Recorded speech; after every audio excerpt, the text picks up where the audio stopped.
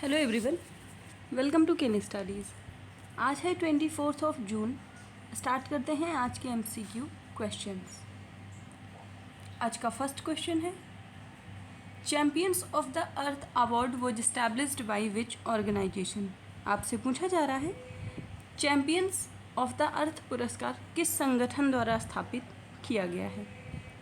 आपके ऑप्शंस हैं IUCN, जिसका फुल फॉर्म होता है International Union for Conservation of Nature, Food and Agriculture Organisation, Intergovernmental Panel on Climate Change, या फिर यूनाइटेड नेशंस इन्वायरमेंट प्रोग्राम। और इस क्वेश्चन में आपका करेक्ट ऑप्शन हो जाएगा option D, United Nations Environment Programme के द्वारा Champions of the Earth award दिया जाता है। इस अवार्ड के बारे में बात करें तो यूनाइटेड नेशंस ने Champions of the Earth award को इस्टेब्लिश किया था 2005 में, and as an annual award programme this is given to recognise outstanding environmental leaders from the public and private sector and also from civil society. Champions of the Earth award की बात करें तो ये United Nations का highest environmental honour है। और year 2022 की बात करें तो Champions of the Earth award Bharat की पूर्णिमा देवी बर्मन को दिया गया था। बढ़ते हैं नेक्स्ट क्वेश्चन की ओर। Which of the following city host first international sports film festival in June 2023। आपसे पूछा जा रहा है, निम्नलिखित में से कौन सा शहर जून 2023 में पहले अंतर्राष्ट्रीय खेल फिल्म महोत्सव की मेजबानी करेगा। आपके ऑप्शन हैं कोलकाता, न्यू दिल्ली, मुंबई या Chennai.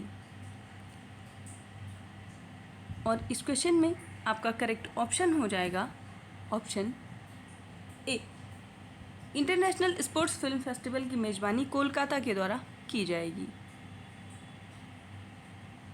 Federation of film societies of India eastern region in collaboration with the social sports foundation is organizing the first international sports film festival।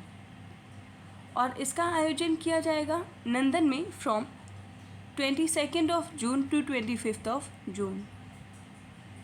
And in this program they will showcase 4 films from Germany, 1 from United States, 1 from Bangladesh and 7 from India। बढ़ते हैं next question की ओर। Which of the following statement is are correct about the global livability index। आपसे पूछा जा रहा है, वैश्विक जीवंतता सूचकांक 2023 के संबंध में कौन सा कथन सही है, ये आपको बताना है। आपका फर्स्ट स्टेटमेंट है, Vienna is the most liveable city in the world. Second, New Delhi and Mumbai secured 141st place. आपको दोनों ही स्टेटमेंट में से कौन सा सही है ये बताना है।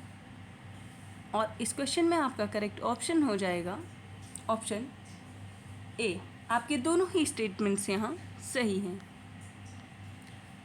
ग्लोबल लाइबिलिटी इंडेक्स की बात करें तो इसको रिलीज़ किया जाता है इकोनॉमिस्ट इंटेलिजेंस यूनिट के द्वारा, and it has ranked 173 cities around the world on the factors including healthcare, education, stability, infrastructure and the environment।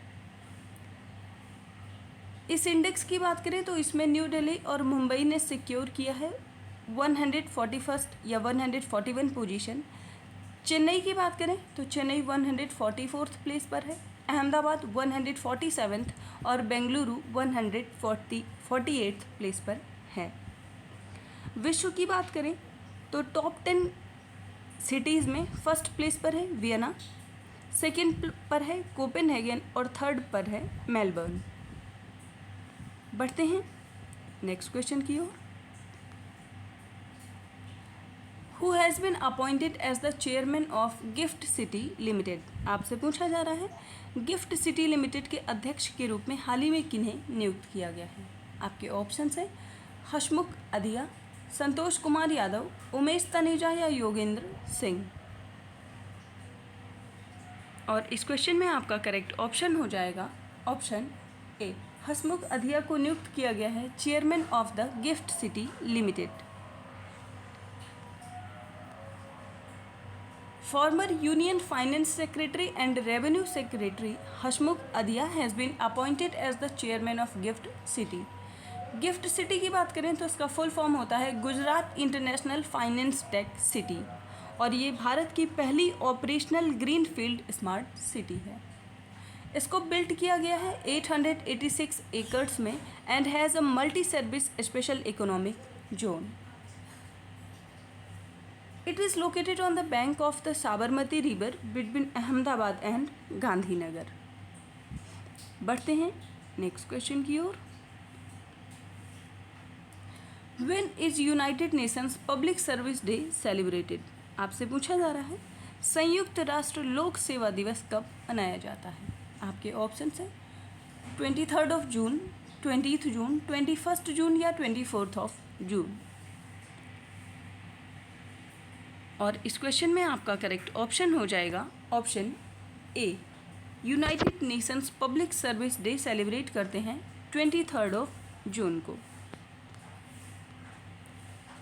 सो 23 जून को ईच ईयर हम United Nations public service day celebrate करते हैं and United Nations public service day is dedicated to acknowledging and appreciating the significance of public services and the people who work in them। बढ़ते हैं next question की ओर। Which of the following country has won the 2023 Women's Emerging Asia Cup T20 title? आपसे पूछा जा रहा है निम्नलिखित में से किस देश ने 2023 महिला इमर्जिंग एशिया कप T20 का खिताब जीता है।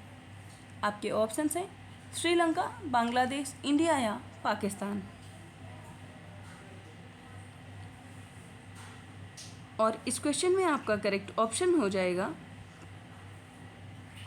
ऑप्शन सी, ये टाइटल जीता है भारत ने। So India's under 23 women's team won the 2023 women's emerging Asia Cup T20 title after defeating Bangladesh in the field held at the Mission Round Ground in Hong Kong। तो finals में India ने बांग्लादेश को हराया है और ये फाइनल्स मैच हुआ है हांगकांग में। इसके साथ ही इंडिया की कनिका आहूजा को प्लेयर ऑफ द मैच का अवार्ड दिया गया है, जिन्होंने 23 बॉल्स में 30 रन्स बनाए थे with 4 force in the final. बढ़ते हैं नेक्स्ट क्वेश्चन की ओर। Recently, Defense Minister Rajnath Singh inaugurated the Integrated Simulator Complex Dhruv in which city? आपसे पूछा जा रहा है हाल ही में रक्षा मंत्री राजनाथ सिंह ने किस शहर में इंटीग्रेटेड सिम्युलेटर कॉम्प्लेक्स ध्रुव का उद्घाटन किया है। आपके ऑप्शंस हैं कोच्चि, पुणे, बेंगलुरु या चेन्नई।